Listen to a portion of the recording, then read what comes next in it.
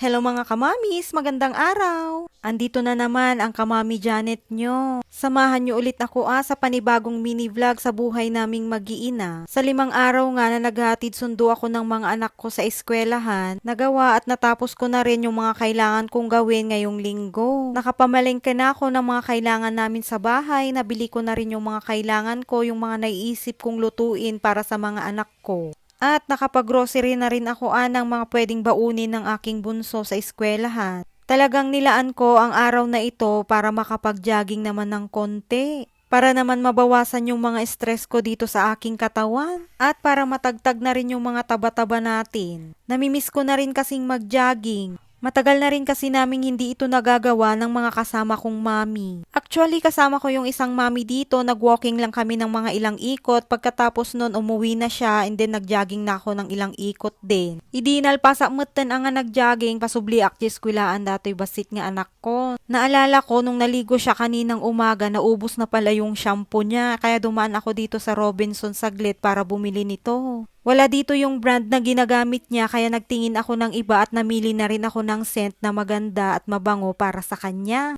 Ito nga munang maliit ang kinuha ko para itry niya kung hiyang nga sa kanya. Pagkatapos niyan, pumunta na ako dun sa school niya, dun na nga ako naghintay yung oras ng uwian nila. Mga mi, i-share ko nga lang sa inyo itong sabon na ginagamit ko na ino-order ko dun sa Orange app. Matagal ko na nga rin itong ginagamit, mga ilang buwan na.